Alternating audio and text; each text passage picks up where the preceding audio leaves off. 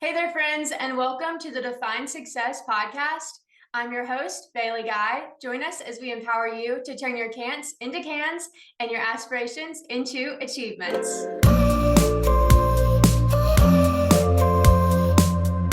Welcome back to the Define Success podcast. I'm so excited about our guest today. She's so impressive. So I will go ahead and read a little bit about her so you guys know who she is. This is Breann Parriott Grey. She's an interview and public speaking coach specializing in the professional development of empowered women. No stranger to the pageant world, she is a former Miss Washington and Miss Washington USA, as well as a Miss Seafair, which is Washington's largest festival program, earning more than $36,000 in scholarships and awards.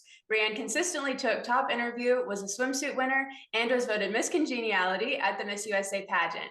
Formerly a Don Baker associate, Breann is dedicated to making a lasting impact in the lives of young women, coaching them to pageant success and guiding them in becoming women of influence. Welcome, Breann. Hi. How are you, Bailey? I'm so good. I'm so excited to talk with you. You are just so impressive, and I love that you have continued to give back to pageant women and the pageant world years after holding your titles, and that's just really inspiring to me. It obviously had a really big impact on your life, and so I love to see that when queens are still involved in the system years and years later. Well, thank you for saying that. It was a long time ago that I earned all my hardware, but you're right. It did. It left a lasting impact on my life.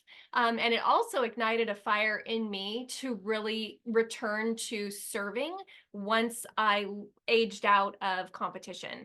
And I always knew when I was done competing that I wanted to, the organizations that I participated with had given me so much that I always knew that I wanted to come back and help other women carry through their experience. Because there are ups and downs, right? When we enter a pageant competition, we're putting our experience to some degree in the hands of the organizers of that particular competition. And we don't know what might come up, right? Here in the state of Washington, we have a former state director who coined the phrase flexible and gracious. We are flexible and gracious. And when you go into pageant competition, you really have to be flexible and gracious. But really, for me, what I found was the key to success with pageantry is not simply preparing for the onstage portions of competition or even for the interview portion of competition with just real laser like focus, but it was a lot of the work that happened outside of competition. And I'm sure that you can probably attest to this to some degree. Sometimes what I found for myself in terms of learning good lessons about who I am and what my competition experience was and how I could do it differently the next time, you had to lose, right? I mean, you had to be the one who was in the top 10 or maybe didn't get called out for top 10, and then really go back and examine, all right, I just watched one of my favorite competitors. She spent 14 years in our Miss America system in the state of Washington. So coming up as a teenager at 14, and she just gave up her last title at the age of 28. She's our outgoing Miss Seattle. Her name's JJ Brown, amazing young woman. And as she walked off the stage for the last time, she paused at the podium and she said, and I'm paraphrasing here, but she said, competing in this organization, if you're thinking about it or you know a young woman who's considering it, it gives you the opportunity to fail with grace. And I think that's one of the most important things we can take away from pageant competition as we leave the stage, if we're not the one walking away with the hardware, right? Yeah, I definitely feel like you lose. I mean, sorry, what? You learn so much more from losing Everything. than you do from winning. I agree. And that's the character growth that happens. And For certainly sure. throughout your year of service, you definitely have a lot of character growth from the win. But Mhm. as far as like immediate character growth that happens to not win, I mean, there's been times when I haven't made top 15 at a pageant, and that's always the times when it's really like, okay, who am I as a person? What am I going to do moving forward? How am I going to react to this situation? And Yeah. that's really when a lot of character growth takes place. Oh, I tell you, I remember the first time I ever competed at Miss Washington, I just knew I was going to win. I just knew it. I was 19 years old and I had prepared, I had worked my behind off to get ready for this pageant. I was ready. I just knew it. And I really didn't know anything, right? Like I was very new to all of this. And of course we didn't have teen competition back then for the Miss America organization. And so I was getting ready to go to Miss Washington and I just knew I was going to win. And I'm doing well. I get called into the top 8 and because we didn't have a top 10 that year at Miss Washington. And then we're on stage and we're in the 8 and I've done my competitions and now they're going to call out a top 3 and the curtain closes and my name hasn't been called. And Bailey, I wanted to stamp my foot and demand a recount. I could not believe that I did not get called out to be one of the top. Like, what? Did they miss something? Clearly, someone did not count the scores correctly here. I should have been in the top. And so I had the state of Washington, we're from one side of the state to the other, which the pageant was held on the other side of the state from where I was living, was a 4.5 hour drive home. And so I had a long time to process what happened. And when I won a few years later, really the most important thing that I learned was that I wasn't ready. And when you're ready, you present differently. And I just wasn't ready to present myself with a fullness. And I really think that, as pageant women get ready for competition, especially when you're young, knowing yourself really well is so important. But when you're 14, or even when you're 18, or even when you're in your early 20s and still in college, you're still figuring out, like, who am I even? Like, who am I going to be? Who do I want to be today? Who are my role models? Who do I emulate? And so I feel like sometimes, if we really look at going into competition, a lot of women arrive to the competition stage with sort of a gaunt preparation. Like there's not a fullness about their preparation. And really at 19, that's where I was. I worked interview like there was no tomorrow. And that sort of single-mindedness of purpose, that laser-like focus in just one area of competition, just doesn't give you a real fullness in terms of being able to prepare and understand how to bring your best self to the actual competition and present all of who you are. A 10-minute interview is a very brief amount of time to inform 5 to 7 people of who you are, what you're all about, what you'll be like in the job of Miss Title Holder, especially if you're standing there just waiting for them to ask good questions. I mean, heaven forbid they don't come with good questions, right? Because that happens. Wait, I hate that for us, right? When we get in that situation, you're like, what are these questions I'm being asked? And so that's really where the maturity comes in, right? And having that well-roundedness that comes from not just prepping to answer questions well, but actually learning how to guide a conversation. And that can only happen when we mature outside of the interview room, which means that we've gone out into the community, we've made appearances, we've talked to people like what you're doing now, these podcasts that you're hosting, the coolest thing, good for you. We've laid the foundation for our success by making some choices that are foundational, right? We've chosen who we want to be outside of pageant, not just who we are when we show up in the competitive environment. All of those things, going out and working our community service initiative, making connections, asking to be part of service for others, it changes our character. And that's what adds fullness and well-roundedness to our overall presentation when we step into our competition week or our competition weekend. And I think sometimes we get lost in the eagerness and the enthusiasm for just, I got to prep, I got to prep, I got to prep. And sometimes women just don't know how to spend quite enough time finessing the other aspects of who they are and really bringing all of their uniqueness out so that they know how to present it to a panel of judges in a way that's compelling and interesting and draws people in. And it just has this warmth and magnetism about it that is a consistency for our title holders, right? Yeah. That was so great. That was a lot of really good information there.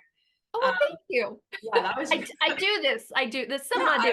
I can tell. I can tell. It's not like you've ever won before. Yeah, And I walked a few women, through the yeah, process. for sure.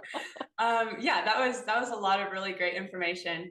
And so speaking of, I would love for you to just walk us through kind of what that journey was like for you from going at 19, competing in Miss America years later, and then Miss USA. Um, what were kind of some highs and lows and kind of that journey? Yeah. Well, I didn't really I loved watching the Miss America pageant, right? Like when we all did when we were young. There was an occasion where we'd turn on the Miss USA or Miss Universe competition, but not as frequently as Miss America, right? That's kind of always been the household, little girls growing up. Oh, it's Miss America, right? And so I had an awareness of that in the community that I grew up in. It was a small town, and I just I'd always seen my local title holder really elevated in our community. And she was just at a lot of different events, and she was always revered, oh, there's Miss Local Title Holder. And so I always really enjoyed that. And so finally, when I was in high school, I started to think, well, maybe I'd like to compete for that local title. And coming from a small town, it just felt like a really big deal. And then I found out that there was a $1,200 scholarship associated with that title. And I was like, I had gotten so tired. We all know how this goes, right? As college women looking for scholarship money, Yeah. you sit and you write these essays for like $250 or $500. And it's like so arduous. And you send them away and you just wait and wait and wait to see if you get any money back. And so when I heard that there was a $1,200 scholarship available, I was like, sign me up. I was a dancer, so I already had a talent that came naturally. I was working at a retirement community, so that helped me develop what I wanted to do for a community service initiative. I had previously been really shy, but I tell you what, working in a retirement community where you serve 80 hard of hearing residents dinner on a nightly basis, you learn how to speak up real fast. The first night I ever served dinner, I was really kind of shy, and I walked into the dining room and came up to my first table, and you have to announce what the salad options are for that evening, because there's cottage cheese with fruit, and there's tomato aspic with ranch, and there's you can have your green salad. And so I had to announce, right, what the salad options were for that. And one of the ladies at the table, she looks at me and she goes, honey, if you're gonna work here, you are gonna have to speak up because we're all deaf.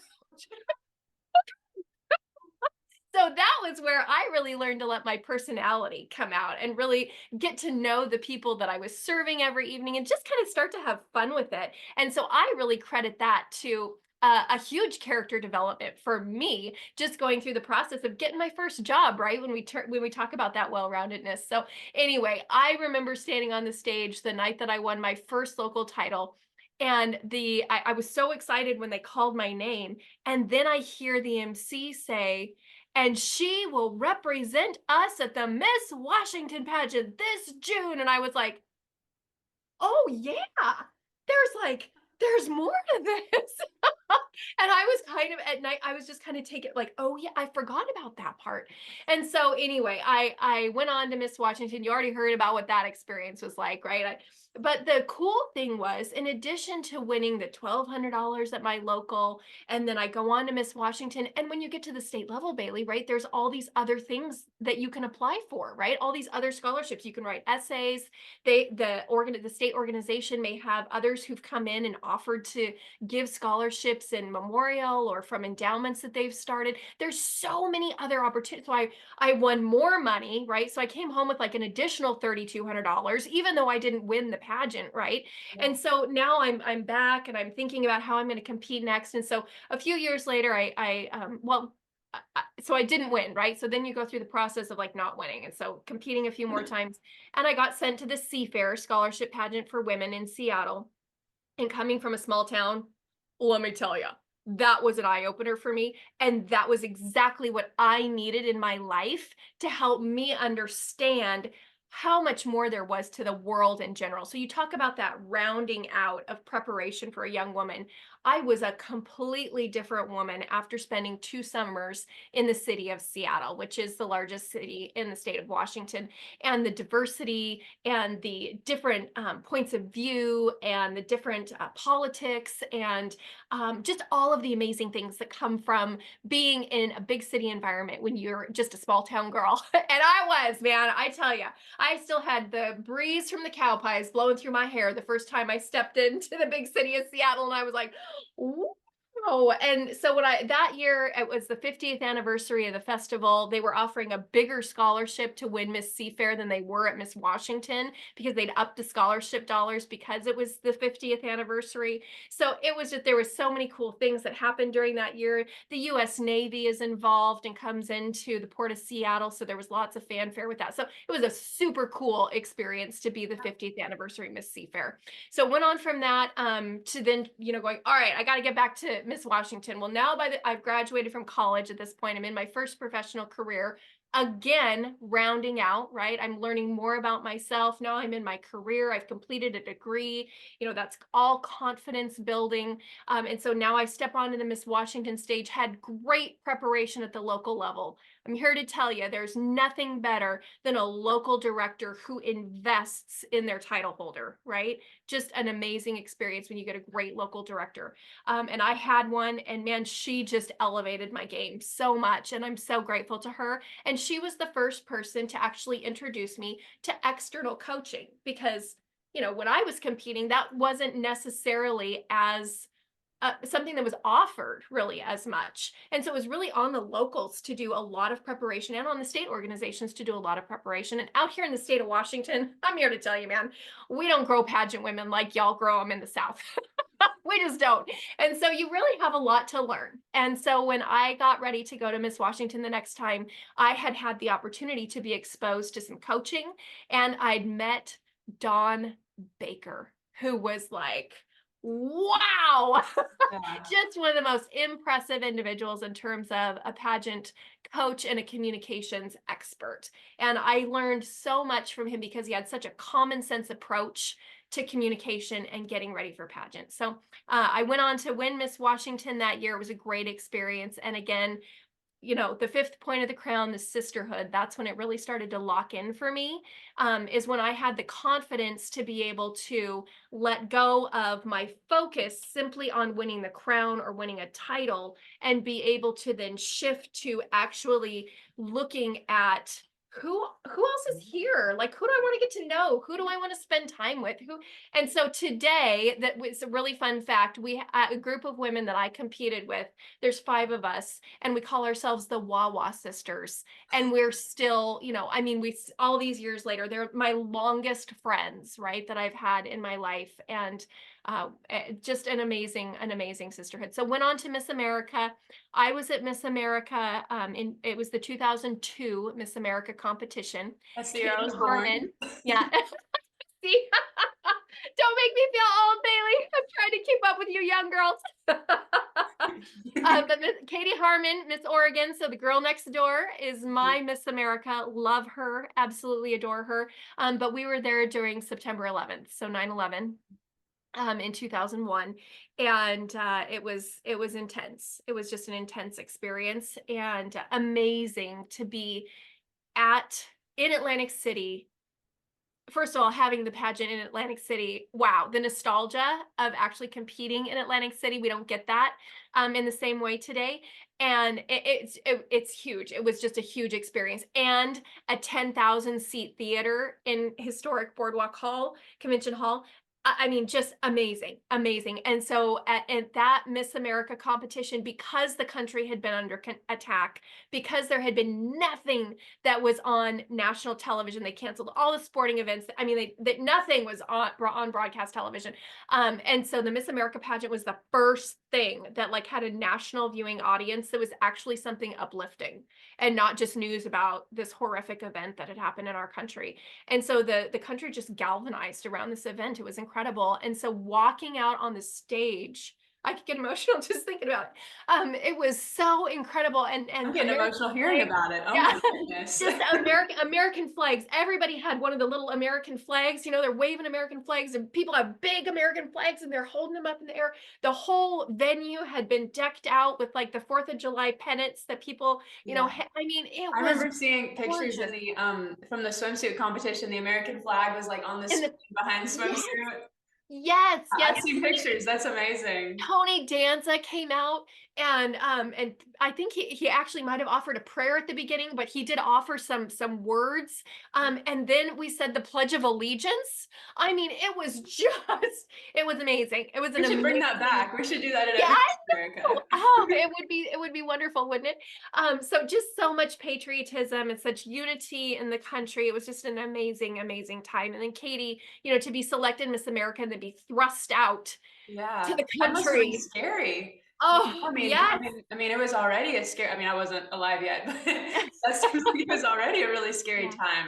Being yeah, like yeah, coming off of 9/11. I mean, wow.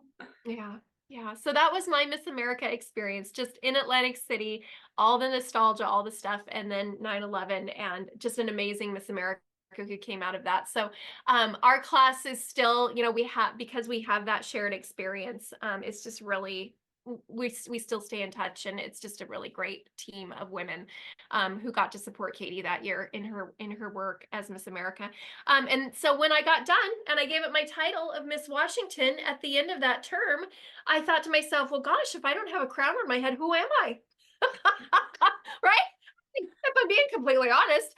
And so really it was kind of a crisis of identity. Like, if I'm not competing anymore, what am I doing? I'm sure some woman out there can relate to this, right?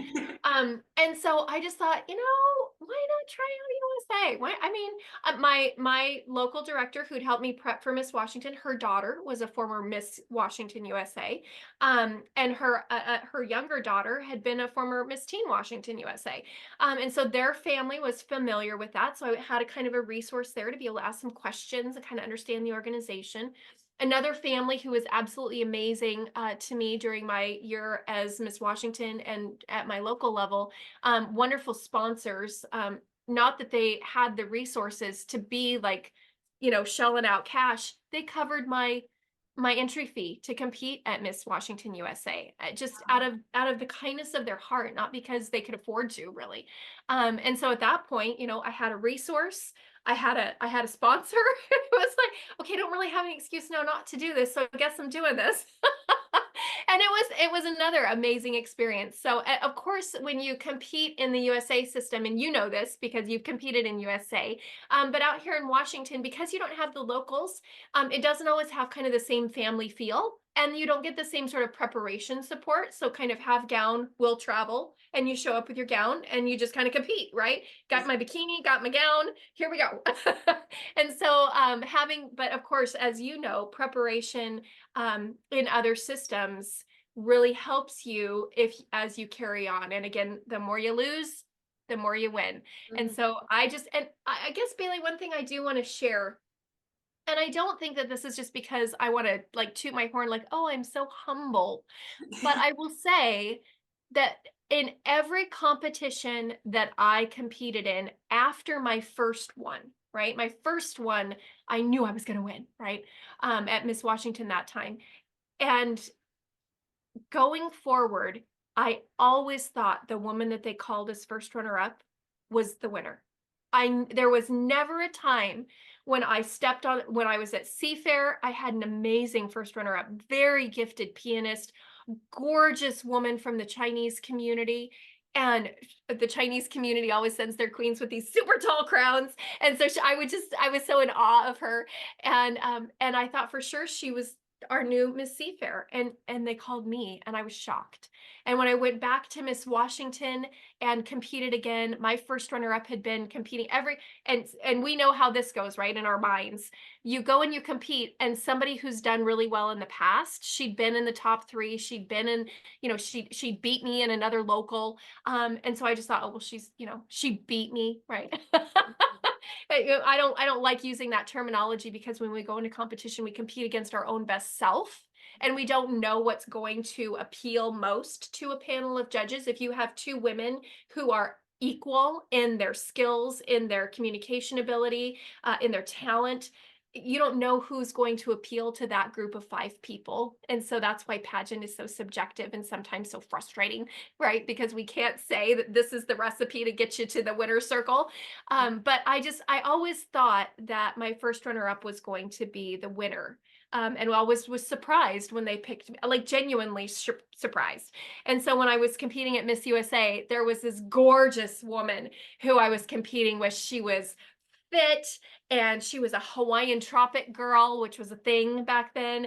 And so she went out and made appearances in her bikini all the time, right? I mean, she was a hottie. And I just knew she was going to win. I just knew it. And then they called me and I was like, over her? Like, I'm in the Miss USA system now. Like, she's gorgeous and you picked me? Wow, okay. And it was just, one of those things where you just continue to go forward with the opportunities that are availed to you, and you learn from it, and you learn humility from it, and you learn to appreciate the women that you are competing alongside and see how amazing they are. And I think today we see more of that mindset because it's talked about more than we did back when I was competing. So anyway, I concluded my experience in competition by winning Miss Congeniality at Miss USA. And to me, that's my favorite title Yeah. that I earned because USA is a different system than America. And it's a different kind of woman who is coming into that competition. The things that she's seeking out of the USA system are, the two systems are different. And so they draw and they attract different women for different reasons. And I think that's really valuable because we don't need cookie cutter women and we don't need cookie cutter systems. And so I love what the Miss USA organization has to offer to women as well. But I was not a model. I will never be a model. I'm 5'6.5" on a good day. I've never been like the super skinny, like, gal. I've always been a kind of a curvy girl. And so I just didn't have quite the body type. I didn't have the long legs. I didn't have the look. I've never considered myself to be glamorous. And so I just went and loved the experience. And I had 2 women who were former Miss America title holders who'd also come over and competed in USA. Beth Hood from I Tennessee love her. Wow. and Nicole O'Brien from Texas. And they were leading the charge on the campaign to get me selected as Miss Congeniality. And I Oh, could not have been more flattered when they called my name. It was just such a special moment, such a special moment. And I will also say I got to meet Donald Trump and his then fiance, Melania, backstage. And that was a really cool experience too. And I don't care what anybody has to say about the Donald. He was not running the Miss USA, Miss Universe organization because he's a creepy dude. He was running the program because he truly believes in elevating women. And it was an honor to meet yeah. him, and he was very gracious, and so was she, and stunning. Oh my goodness. She's Now you get to see beautiful. what a supermodel looks like. I mean, good heavens, here's little 5'6" me, and here's Melania, like, wow. Yeah. Anyway, that's where I finished my competitive experience. And a few months later, Don Baker reached out to me and asked if, after I'd given up my title, if I would like to be an associate, as he franchised his communications and interview teaching across the country. And so he picked me as his West Coast gal. And again, could not have been more more flattered to be on his team. And that really helped, again, align me with just a future of being able to develop young, empowered women Yeah. with I wish I could great have met community. him. I've heard so many things about him. I wish I could have met him. He sounds just so Yes. amazing. So Yeah. I know how Amazing. big of a deal that is. That's really awesome. Well, you've obviously had a lot of a lot of success and a lot of really amazing experiences. But can you tell us about a time when you failed and a failure that you had, and then how you overcame that, or what you would do differently looking back, and kind of just reflect on a failure that you've had? Failures are my favorite because there's so many lessons in failure, right? I Mhm. mean, really, they're hard, right? It's Yeah. hard to fail at something, especially when, you're trying really hard and you thought it was a really good idea. And then you kind of run it up the flagpole and nobody salutes and you're like, oh, okay. And so, I've had failures professionally, since pageant competition, but I'll share with you a failure that I had during pageant competition. Yeah. And that was, kind of the process that we go through as women who are competing in trying to sort of find what is the golden ticket that's going to win this thing for me. And one of the things that I do in my coaching is I try and guide women away from that way of thinking because you can't, you're putting your fate in the hands of five people, 5 to 7 judges. And when you get to the national level, it could be 3 different panels, right? As we saw this year at National for Miss America. And so you just don't know who you're going to get and you don't know where they're coming from. And it is subjective. And so different panel, different winner, right? I mean, any night of the week, you could bring the exact same competition, put a different panel of judges out there, and you may end up with a different winner. And so that's why I really like to encourage women not to look at not winning as a failure. It's just that for some reason, the judges matriculated naturally toward a different young woman. And that's not on you. That doesn't mean that you didn't bring your best. That doesn't mean that you weren't amazing. It has no bearing on you. They don't get to say if you're amazing or not. They just said, this woman over here, we liked these things about her. And so we pointed her for them. And that's all. And so when it comes down to a handful of points and a group of people who are not using objectivity in their process, you can only be so objective, right? Yeah. I mean, we do have scoring, but that's even that, it's what you write on that paper. Have you Yeah. had a chance to judge yet, Bailey? I have never Okay. a huge pageant, but some local pageants I've been able to judge. And I kind of have made a, a joke. I think I can do it pretty unbiased. I mean, as unbiased as any judge can be, but Yes. everyone does have a natural bias. And so me and my mom would always joke that my dad, who he passed away last year, but had he not, if he was ever asked to judge a pageant, we always said, we know who he'd pick. He would just pick the one who looked the most like me. Like, because that's his bias. And I look just like my mom, so it's like we know who exactly the one that he would pick. And Yes, so we yes, so I we love bias that. it, so there's always going to be a bias, and I always try to to not have that, just like any judge, but it's going to naturally come out. And so yeah, they're definitely it could change out the judges and you'll have a completely different result, because I know if my dad was on a judging panel, he would choose the brunette with brown eyes that looked like me. But if he wasn't, another girl might win. Yes, yes. And so, we don't fault judges for that because their personal experience plays into that bias, right? Like if you have a judge on the panel who's teaches voice, or if you have a judge on the panel who's been a professional dancer, they're going to bring something different to the panel in terms of what they're looking for compared to someone who has experience in, playing violin, right? So there's you can't they can't help but have some bias because based on their own personal life experiences, right? And so we won't fault them for that at all. And I don't, but that women need to have that in their mind, Mhm. because I know women get frustrated at the end of competition and they go, why didn't they pick me? Why wasn't I enough to win the title? And that is just so wrong-minded. We need to shift our mindset and recognize what it is that we've entered into so that we don't make the mistake of derailing our own self-confidence because we put it into the hands of 5 other people to tell us if we were good enough or not. Yeah. And that is not okay. That is not okay. So I just want to warn women against that first and foremost. But for me, again, trying to figure out this golden ticket when I was in my early 20s, what's going to win this for me? What's going to get me inside that top 3? How do I navigate this? And so I thought, well, I will adjust my talent, and so I'll do something a little bit different.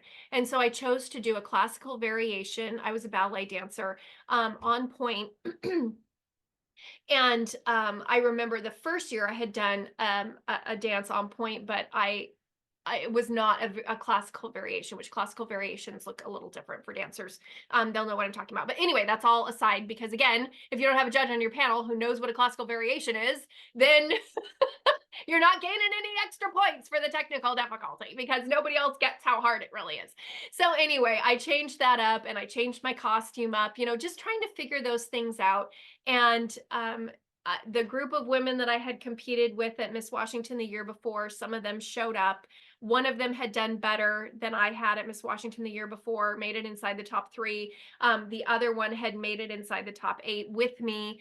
And I just thought, okay, I gotta really bring it here, because I want to get one of the, they were offering 2 titles to go back to Miss Washington.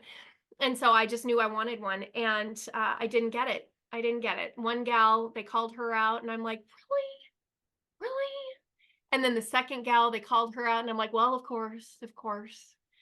And I just was so depressed I was like, I changed this, I did this differently. What do I have to do? Right? That questioning, like, what do I need to do differently? Why didn't they pick me? And that's where, now in my coaching, it's so important that we address that as we go forward, because again, it's not an assault on you. It's a shift in mindset, and it was a learning experience, right? And so again, when we fail, right, it gives us an opportunity to go back and really think through, what was I withholding? And you know what I found, Bailey, for me, doing these classical variations was withholding my personality, because I have a really dynamic personality, and I like to be funny, and I like to be saucy, and I like to have fun. And I was doing these very, classical variations, and on my point shoes, and very, and when I competed for Miss Washington and won, I switched my music. I used music from West Side Story, and I had black fishnet tights, I had black point shoes, I bought this saucy little number for my talent costume, I used music from the Dance at the Gym, Puerto Rico. It was so much more fun for me to get up on that stage. And because I made that shift and allowed who I was authentically to be more prevalent in my presentation, I had a heck of a lot more fun, and the judges had a much better time engaging with me and watching me during competition. And so that was, again, when I work with women today, that is what we look at. Who are you? I just did a challenge in January with a group of ladies, and that was so many foundational. Each week we focused on a different phase of competition, but we didn't work the typical traditional kinds of things that you would think, oh, if I'm getting ready for on-stage question, these are the things I need to work on. Instead, we looked at the aspects of what will bring that fullness, and we did exercises that would help the women draw out for themselves, what is my unique flavor and flair? What is it about me that's unique and different? And how do I elevate that? How do I accentuate that? How do I keep it concise, so that in my 10-minute interview or in my talent, what selections am I making about my wardrobe that really help to show the judges who I am? And I didn't do that the first few times that I competed. And it wasn't until I got a little bit older and experimented a little bit more that I was really able to cultivate that for myself. Yeah, that's really, really amazing. I think that fullness and that well-roundedness, and that comes with age and it comes with time. And that is such an important quality. There's been times when I competed for Tennessee Teen USA, and my very first year, I was 14 years old, and I did not make top 15. And I was obviously devastated, but I was like, okay, well, let's try again. Well, And and I just want to say it is disappointing. mhm, And there is something about processing disappointment that is good for the character. Am I yeah, right? it Yeah? is. Yeah. Yeah. So it's hard to go through it, and you feel like it's the most devastating thing ever, and you have to go have your ugly cry. but you'll survive. You will Yeah. survive, right? It really has made me so much better at, any other loss that I've had. And anytime I, applied for a job or a position or, what have you, and didn't get it, I'm like, oh, well, that's unfortunate, but let's try something else. And that's what I did. Yes. That's really a lesson that I learned from not making top 15. And then 2 years later, I ended up winning. And so in just those 2 years, I went from not placing to winning the title. And so it really does, like, that time to just build those character qualities and that self growth and figuring out who you are. And even though who I am now at 21 is different than I was at 16 when I won, but at 16, I felt very self aware for my age that I didn't have at 14, my first year. And so that growth that you have is so, so important. And I think that that was one of the things that made such a big difference. My mindset going in was different. The way I prepared was different for sure. So everything you're touching on was so, so true for me for sure. Yeah. I hear ya. I hear ya. Yeah. So as we kind of round out this episode, you've just given so many just golden nuggets. And I always like for my audience to have a lot of takeaways to be able to apply to their own journeys. But as speaking of that fullness, what do you think if someone just hasn't been able to figure that out, maybe has competed for several years, what do you think would be that secret to getting the fullness, some steps that they could take to really unlock that for themselves? Okay. So, number one, they need a plan, right? So, we can't just go sign up for a pageant and think, oh, I signed up for a pageant and now they're going to tell me what to do, right? Because they're not going to tell you what to do. And they're not that because of the way that our competitions are set up, they can't single you out in some way to really offer you any personal assistance, right? Which is why if you can find yourself some good outside assistance, shameless plug, that it's nice to have somebody in your court and on your team, right, to help you, like, okay, now what do I do now? I signed on the dotted line, I've got a contract, I'm going to compete for a title now.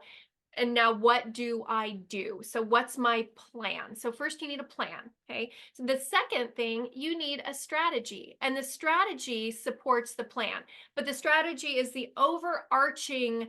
Okay, now who am I? How do I tell the judges about who I am? And how do I demonstrate who I will be as Miss Title Holder?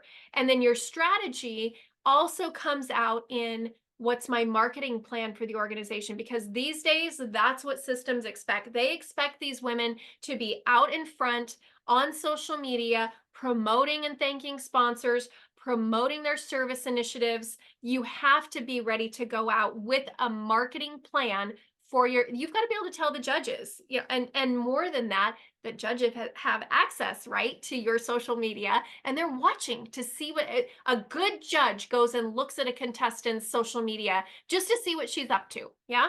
And so being active on that before you ever get to competition stage, whatever level you're competing at. The other thing that you need is you need a business plan. So not just a marketing strategy for how you'll promote the organization and promote yourself, but a business plan for what you're going to contribute to the organization for the year. So our current Miss America had a very clear business plan. She's going to promote herself and her foundation, the Whitney Marsh Foundation. She's going to promote the US Air Force, and she is going to promote the Miss America organization and the Miss America opportunity, and also the her story, right? Because that's new. And she's one of the first ones to really capitalize on that. And so she knows what her business plan looks like. And she was able to share that with the judges during her interview. And we all knew as audience members before she ever took the title, she told us her three things, right? And she continues to remain true to those three things that are her business plan for her year of service. This is what she's bringing to the organization, right? The partnership with the military, all of that. So have a business plan. So we've got a strategy, we've got a plan, then we've got a strategy, right? And then we need our speaking skills, because if you are not an excellent communicator, there is no way that you can be trusted to carry the title and have that microphone for a year of service. And so how do we develop those communication skills? And you can't become a good communicator until you learn to become a good listener, until you learn how to communicate non-verbally. What are you saying with your face and your body language when you step onto stage or when you step out in an event?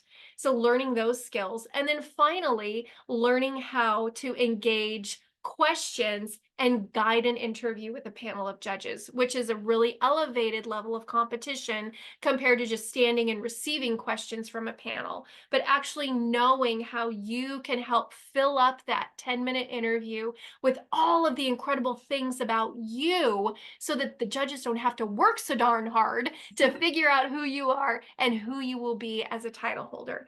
And so really that is what I would say would help women in terms of just a quick like 1, 2, 3 list of here's the key. Here's a way that you can start to develop that fullness. And that's going to start to elevate your competition experience so that you can have more success as you're competing. And I always like to say, and this is one of Dawn's things, pageant is a vehicle. It is not the means to the end. It is merely a vehicle to get you from point A to point B. And if you get a shiny hat at the end, that's icing on the cake. But truly, if we are only focused on winning a crown, we're missing so much of what the experience has to offer, and we're not thinking like a businesswoman. And if you want to win a title, you need to think like a businesswoman. Those two kind of go hand in hand. And even if you're 13 years old, you can still think like a businesswoman and be focused on drawing out your leadership, which is what judges are looking for. And again, these are consistencies that set women apart, which cause them to be selected as title holders when you have two women who are equal. The one whose leadership is greater, well, the judges will naturally go, wow, she's undeniable. She is undeniable. Wow, that was amazing. You you gave so much good advice, and you clearly just have so much knowledge about the Miss America organization and about pageants as a whole. And so it's really just an honor to have you on. I'm so excited that you got to be a guest. But as we conclude, if there's anything else that you'd like to say or like to talk about, I want to give you the opportunity to do that as well. Well, I think that what you're doing, Bailey, is such a gift in what you're putting out there, right? We all want a definition for success, and we all want to know how to be more successful, and not just in pageantry, but in life. And truly, for all of us, pageant is a foundational choice that we've made that will cause us to have greater success in life. So I just want to applaud you for what it is that you're doing, because not only is this helping you develop your character and everything that you're hearing and everything that you're gaining, all these glimmers, shall I say, from pearls of wisdom that you're gathering and then making that available as a resource to other women. What a gift. What a gift, not only to yourself, but to others. And so I just want to applaud that work. I think it's amazing. And I really think that in doing this, you're preparing yourself so much more for being Miss Tennessee, for being a Miss America, for going on and competing in other systems, maybe USA. You just will have so much more well-roundedness for making the decision to put yourself out there in this way. So thank you for doing it. Thank you. And kudos to Oh you for goodness, doing you're it. so nice. Yeah. Oh, I really, really appreciated our time. And so thank you so much. And so to all of the listeners, thank you for listening to another episode of Define Success. And I hope to see you next time.